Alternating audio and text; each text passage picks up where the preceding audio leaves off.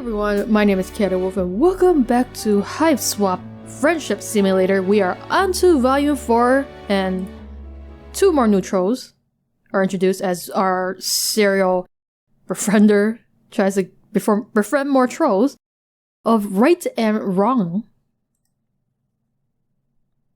Fresh from your most recent bout of gratuitous bodily injury and touching scenes of camaraderie, you soldier on. You've had a few setbacks, made a couple silly choices. Boy, do things just keep happening. But let nobody say that you, the main character, are incapable of growth and change. You have made sure not to be caught in the wilderness near dawn again. You have made your way back to civilization. You can't wait to discover what new adventures await you. Adventures like friendship. Back in the good old city? Is that where we are? Tagora, Gorjek, and Vikare, Ratite. This guy looks like some kind of weird, pilot guy or something.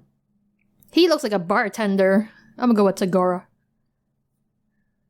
You wander down a street in a not too demolished looking part of town, but you don't really take much of it in. You're not looking where you're going. This is an elementary mistake, especially on a planet where everything that exists seems to be on a spectrum of engineered specifically for murder to could be a weapon in a pinch, but you've got a lot in your mind. And now, as the car, these guys probably have some ridiculous word for it, but you haven't learned it. You hadn't noticed slams into you, sending you flipping head over feet. You had a few new concerns to your list. Your bones and organs, you've just added them just now. They've been, they should have been on the list. The sound of the driver yelling, "Watch where you're going, you lump squirt chugger," fades as they drive away and you assess your situation. Hold up. Was I driving or was this a taxi? You stretch each limb in turn, which, you've gotta say, doesn't feel great. You've landed in a bush which is covered in sharp spines. Your arms and legs all still work though, and when you do an experimental cough, no blood comes out. Pretty lucky, you think. You may redefine what luck means by this point in your journey, but you'll take what you can get. You don't figure that luck will extend to the driver turning around to help you out of this bush. Your gaze is meeting and sparking an immediate and intense connection that leads you to a beautiful lifelong friendship. But you let yourself hope. Hold up. The guy that hit us ran away, right? So my driver is still here, I guess? After a few minutes of struggle, the answer to your comradely daydreams comes into focus above you.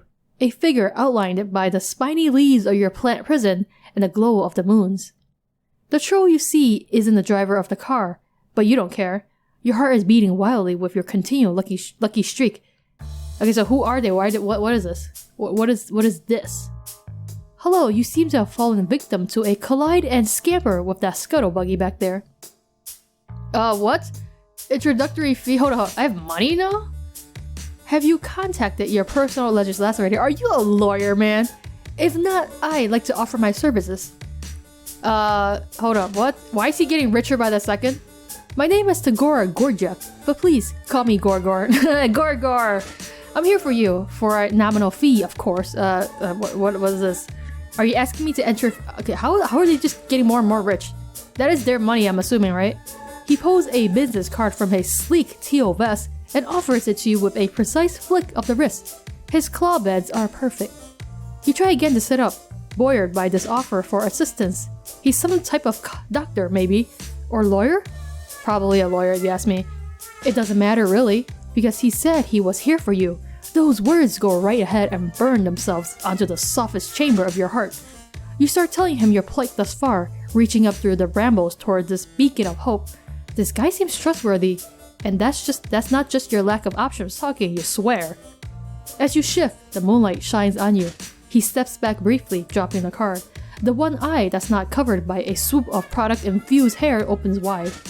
He recovers, smoothing his hands down his chest and straightening up, clearing his throat as you continue to explain. You're... what? Oh yes, an alien. I knew that. I've done work with aliens before, so your situation shouldn't be an issue at all. Alien legislation stipend. Okay, how are they just getting more and more money? What's happening? Am I giving them the money? Where did I get money? Everyone deserves an equal opportunity to be represented by me. In fact, we may be able to use this in our favor for a larger cash settlement. It all depends on our angle. Here, try moving your chug column. You aren't sure why this is necessary, but you wiggle your torso. That's a chug column? Okay. Hoping that's alright. You've never wanted anything more in your meager existence than to follow this specific directive perfectly. No, not that. That's not the chug column. You add a little hip jiggle, not so much that he might think it's a come on, but enough to say, hey, I'm friendly and I know what the fuck I am doing. No, you're the thing that holds up your think pan. Work with me. Oh, it's my neck. Confusion, emolument?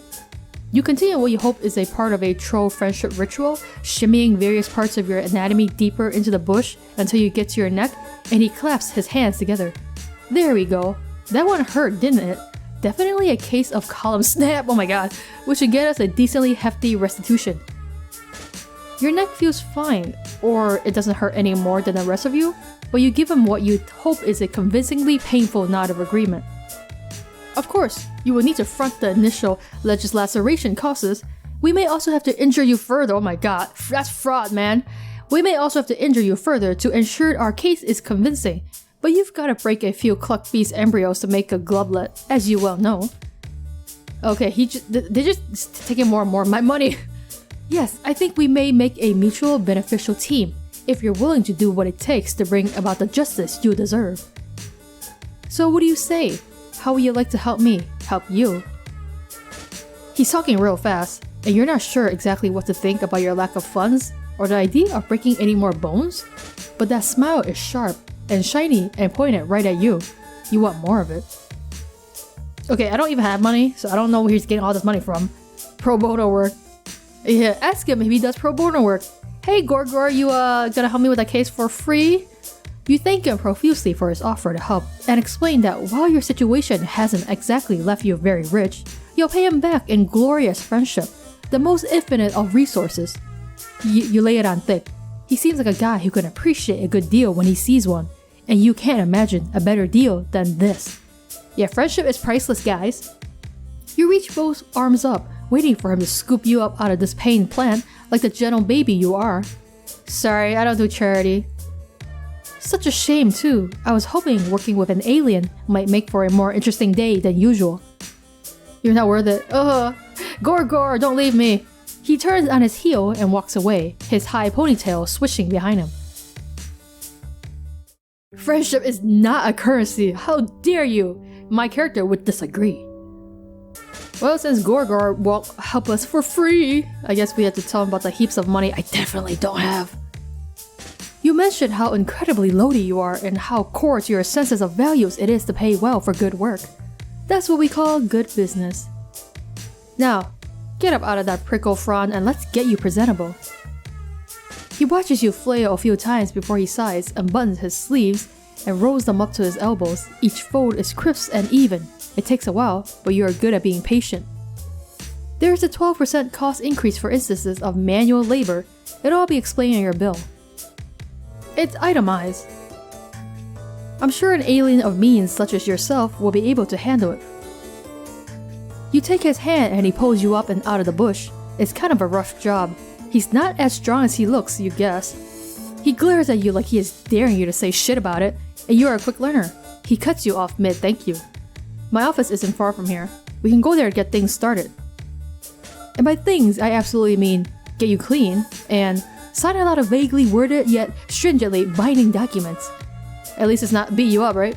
He walks with a purpose. You shake off the floral stuck in your various body parts and do your best to catch up.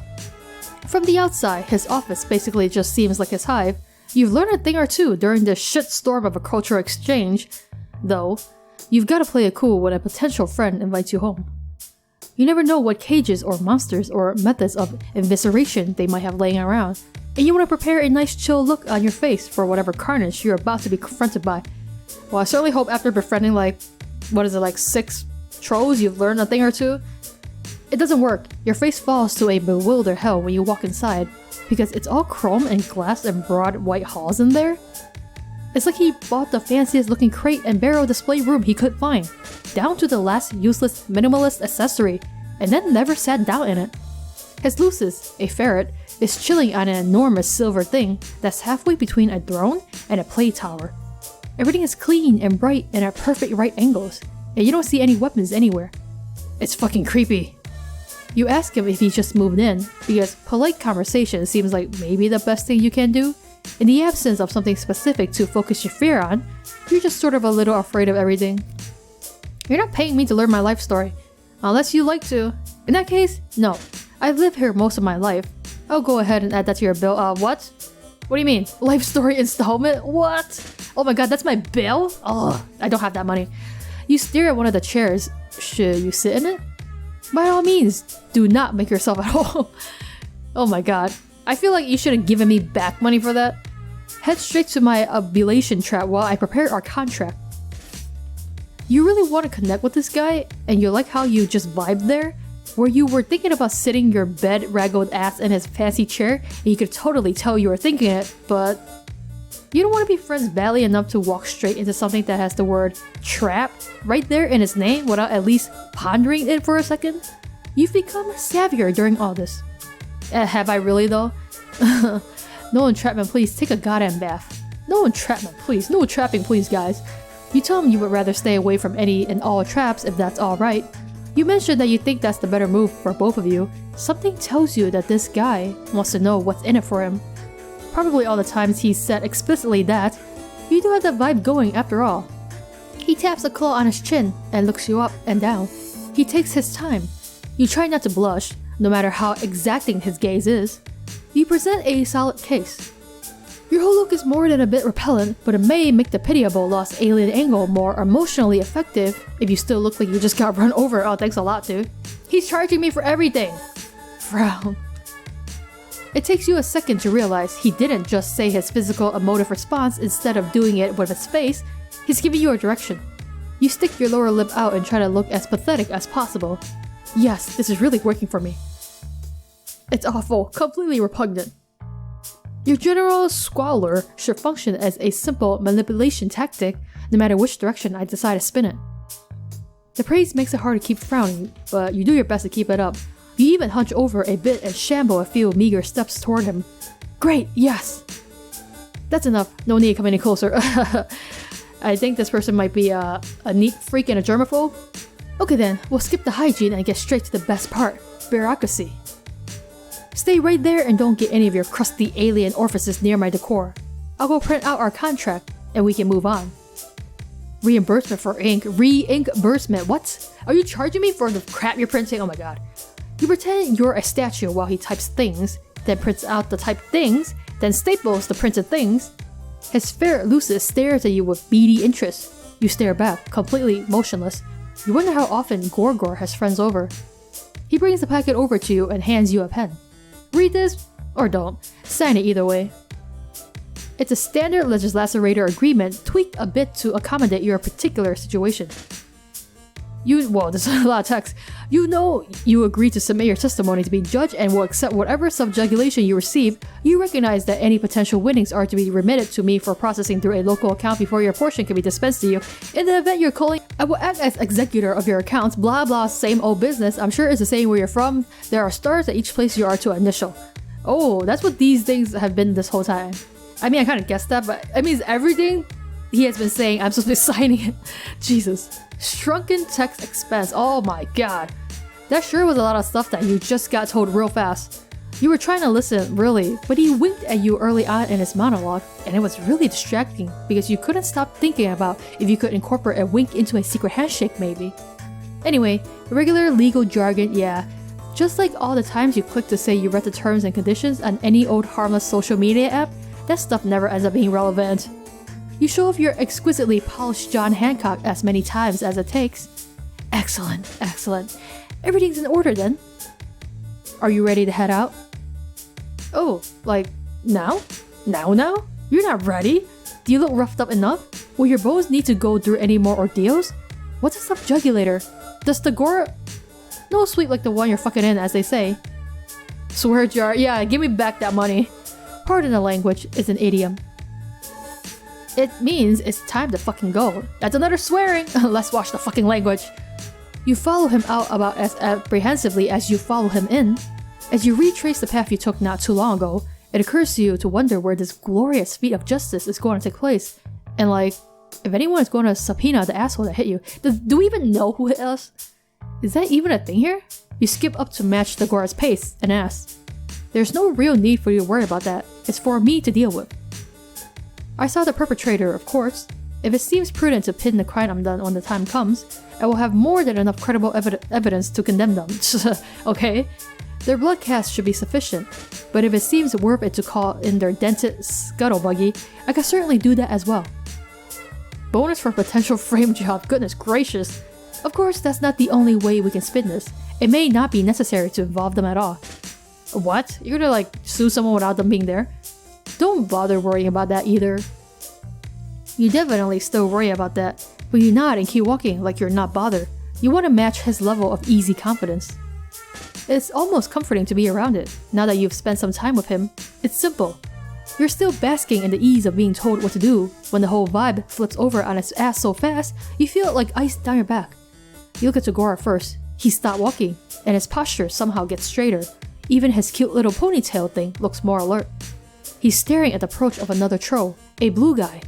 You know that means high blood, but not much else about what that entails. Aside from what you're picking up from the full hair on end cat reaction from old Gorjek next to you. Pleasant evening, sir? His voice gets somehow sweeter and more professional at the same time.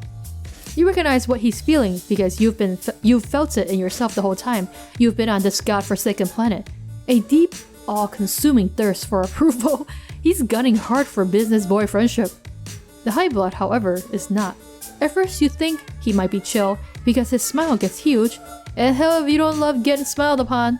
You start to introduce yourself until Tagora shoots you a "be cool" look. It's then that you learn that this guy's smile is not for the nice kind. What's this? He asks. Gorjek picked up a little friend. It's not. We have a working relationship. You try not to let his dismissal of your friendship sting. You're not there yet. It's okay. You want to be helpful, so you put on your best injured face and start hobbling in a circle, twisting your neck at the most grotesque angle you can manage without actually hurting yourself. You've grown pitifully about all your bones. Alright, you're a booming drone pursuing business. This client you have here looks extra shitty. Good luck getting anything good for whatever this mutant is that you scraped up from the gristle grate. If you take a moment to consider the potential. The blue guy rolls his eyes and keeps walking, elbowing his way right between the two of you on his way past, like you're nothing. Tagora freezes. His eyes stay fixed ahead of him, where the blue guy was just standing. It's like he hasn't processed the movement yet, even though he got knocked back a few steps in his wake. He starts shaking. Yikes, that was tense. You want to say something reassuring to Tagora, but he has kind of ascended into another plane of existence? Why is he so afraid of I guess he is a lower blood, but still. Maybe a nice reassuring pat on the shoulder will help diffuse the mood. No, he doesn't like germs, remember? You put a ginger hand in the mere vicinity of his body and he whirls to face you, eyes narrowed and breathing heavy. You snatch your hand back fast. Mistake! You. Oh my god, I see both his eyes. Do you have any idea how rare that networking opportunity was? That was a networking opportunity? Do you realize what you... Oh my god, damages for slide down anti-social ladder? What the hell, dude? No, of course you don't. You don't know anything. I'm being charged by like the minute, man. You're just a weird little hornless thing who doesn't even know how to cross the fucking street. Oh, I was walking when I got hit. A return of swear jar. Hold up! Why did you add more money for swearing? He starts laughing all high-pitched and weird. Up until now, he seems so slick, so unflappable. That Gorjek is hard to reconcile with the one pacing back and forth, hollering and grabbing at his face. He's pretty goddamn flapped. Oh boy, you really screwed up, huh? Maybe your busted neck routine was not convincing enough? Or too convincing? Either way, you figure now might be the time to bow out before this scene really blows up. You tell him so. Your neck is fine. Look, you headbang a bit to prove it. No. A deal is a deal is a deal. He breathes in slowly through his nose. Alright, Gorjek, remember your mantra. He closes his eyes. After an awkward minute of watching him whisper something unintelligible to himself, he opens them and immediately starts up that bonkers pace again, so you skedaddle to catch up. He keeps talking, though by now he's just talking to himself, with you as an eavesdropping barnacle with really slow legs. Little manic giggles bubble out in between his sentences. We're headed towards justice, alright. Keep walking. We're seeing this through. I feel like he's gonna murder someone. I've got a bottom line to uphold. Okay, not bad. Maybe things are still cool between you? Maybe this lawyer-client relationship still has a chance to blossom into something more? You venture a friendly type topic and ask him about his mantra.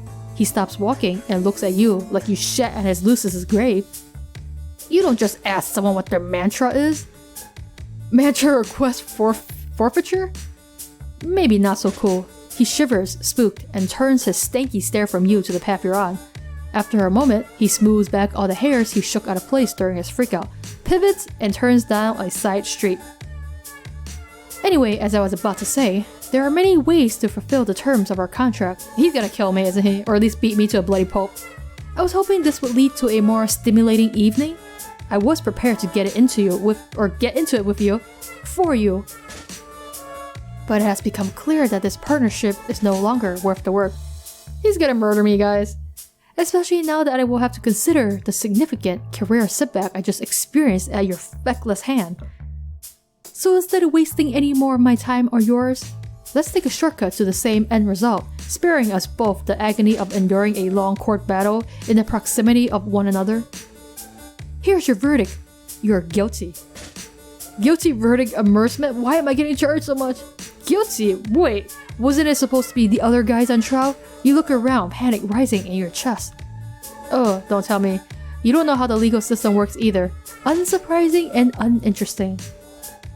Oh, this is bad. You've been so caught up in watching him talk that you didn't notice him guiding you straight to the shittier part of town. You know, the part that's all half demolished, hives and creepy noises and drones flying around? Drones like the one that turns to notice you when Tagora whistles, snaps his fingers, and points right at your head. Hey, big guy.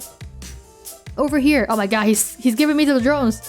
One extremely malformed and unviable troll. How dare you? Just the way you like it. You shouldn't feel surprised at this betrayal. Maybe, but you do. For a second anyway. Then you focus on yelling and scanning for possible debris to hide under. Tagora starts backing away as the drone gets closer. There's a sewer the next street over. You probably won't make it. But if you do, check your pocket. Do specify with what? What? Oh my god, that's what the drones look like?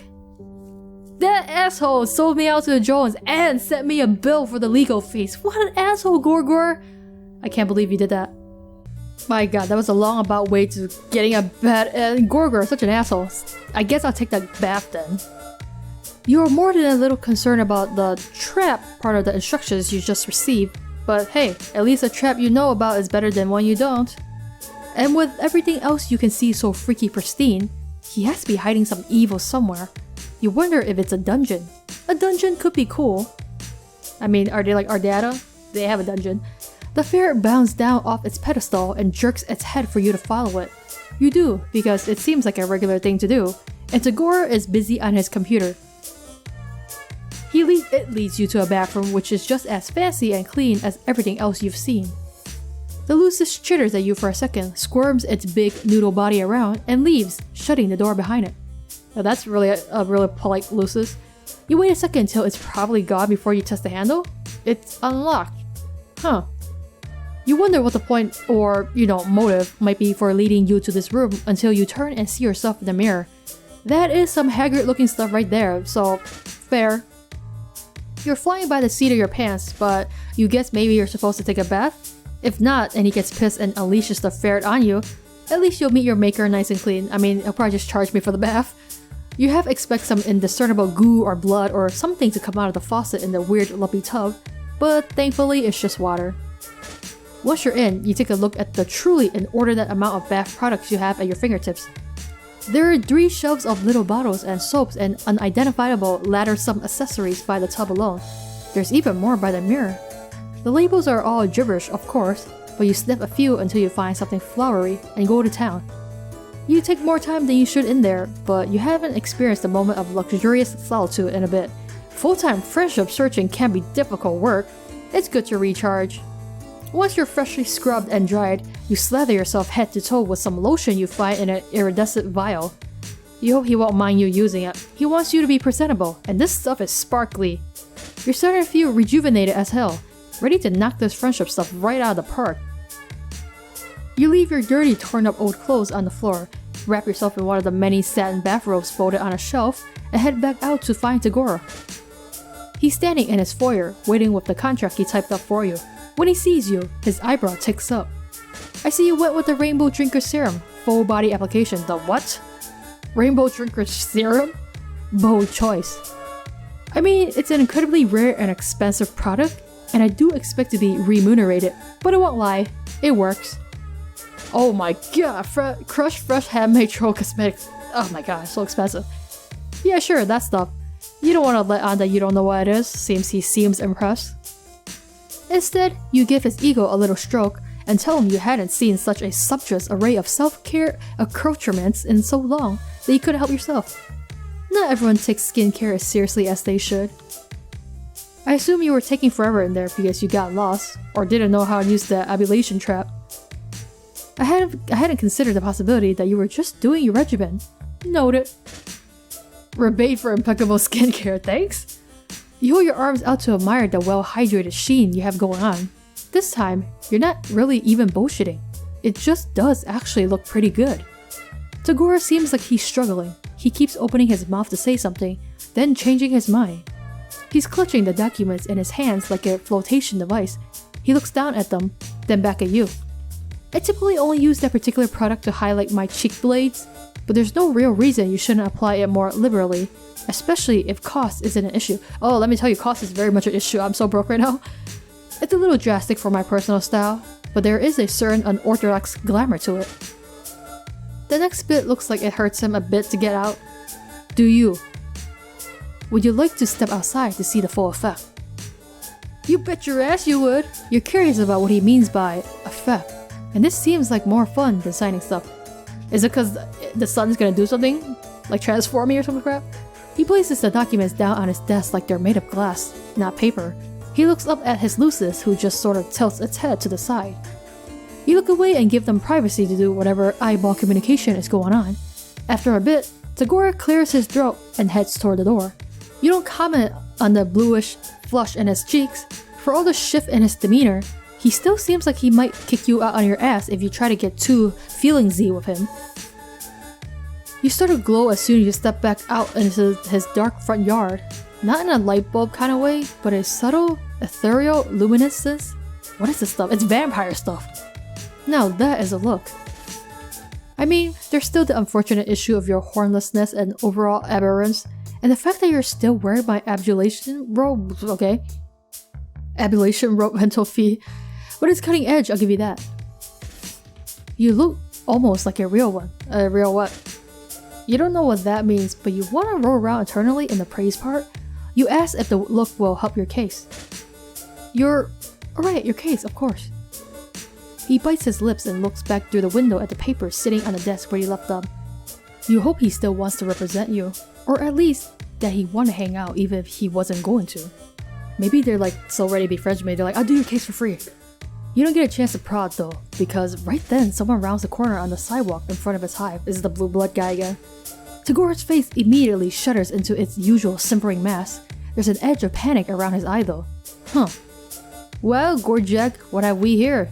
It's a blue-themed troll, which, if you remember right, means he's a fancier guy than Tagora, I guess. He's grinning like Troll Christmas came early. You can feel Tagora vibrating out of his skin next to you. Who even is this guy? When he gets close enough to get a good look at you, he jumps and screeches, "What the bulge boiling fuck?" Why, is it because I look too good?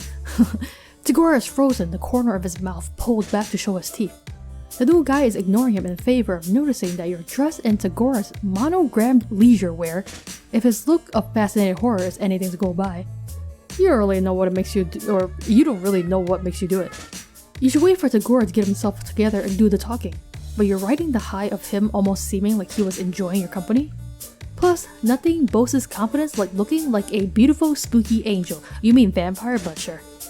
So you toss your head, put in your best fancy guy voice, and say, "What?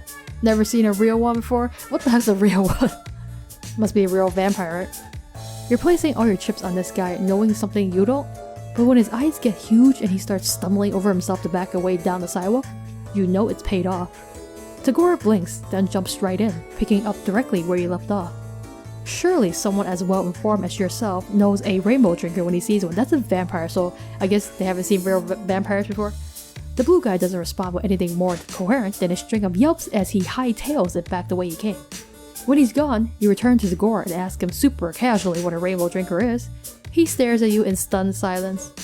Are you telling me you didn't know? You nod. And that you ran with it anyway? Exploiting the fear you picked up on to turn the tide of a delicate encounter to your favor? You shrug. You guess so. You tell Tagora you hope his friend wasn't too freaked out. Friend? No, I hate that guy. There are simply times when being liked by your betters is helpful. Though technically, fearing me is just as good. Better, maybe. So, you know. Well, since I did such an amazing thing, I feel like you should do my case for free? Yeah, Gorgor? Thank you. Tagora's laugh is soft. It's not a sound you expected to hear. He's happy because of something you did. You can't help it. You start laughing too. That was a bit of a rush, wasn't it? It was almost fun. I certainly didn't see it coming anyway. I underestimated you. He gives you an appraising look, then takes a deep breath. You're so nervous all of a sudden. You feel unbalanced on the precipice of what he might be about to say. From one prevaricator to another, I will let you in on something. I haven't actually encountered an alien before. Surcharge for truth reveal. I feel like I should be charging you for meeting an alien for the first time. Oh, sweet relief. You tell him his act was airtight. And as long as everyone's doing the truth thing, you admit you lied a bit too. You aren't actually rich. In fact, I'm dirt poor. Yes, that's clear now. You have the invaluable ability to fake it though. That's potentially much better. Why don't we put your case on hold for the time being? You wouldn't have enjoyed the outcome of our legal system anyway. It probably ends with me being killed, right? We can find an alternate ways of you or means of you working off your debt. I think we may make a better team than I previously anticipated. With our wits combined, we can tackle bigger and better things than traffic injuries. He flexes his hands at his side, then in one swift and decisive movement, he extends it to you. On his face is something close to an honest-to-God real-ass smile. I've never actually formed a legitimate partnership of any sort before, but I believe this is how it's done. What do you say? Friendship discount, thanks? The glow in your heart shines brighter than any expensive and still kinda mysterious lotion. You take his hand in your firm, no-nonsense grasp of pure inexorable joy and shake it. Friendship! I just signed a friendship contract. It's so like him. And I made friends with like an actual real lawyer. Well, alright guys, so that was our friendship route with Tagora, Gorjek, or Gorgor. I think they're like the same blood type as Kanaya and Trezi, right? I think those are the same? I don't know, I'm not good with the blood type stuff. But apparently they're also a lawyer, and as you know, the legal system at Alternia is not the best, and apparently I can see why, because it ends in death, and also the legal fees are expensive, dude. What the hell? They charge you for everything, and they charge you by the minute. What even? But apparently, they still gotta chill with the high bloods in order to get them, networking connections. And it seems like they're also afraid of vampires, but I think vampires are a bit of a myth, considering, they haven't seen a real one before. And I don't think any of the characters that we know of are vampires either, so definitely a mystery. One that will probably never be solved. But in any case, we've befriended another troll yet again. And then the next one, yeah, what was their name again? I always forget, but we're gonna befriend the next one who looks a bit like a pilot guy. So maybe they can fly something of some sort? I don't know. We'll just have to find out in the next videos. But in any case, I'll leave this here, so thank you guys so much for watching this. Let me know what you think about good old Gorgor and his evil lawyer ways, and I will see you guys in the next video.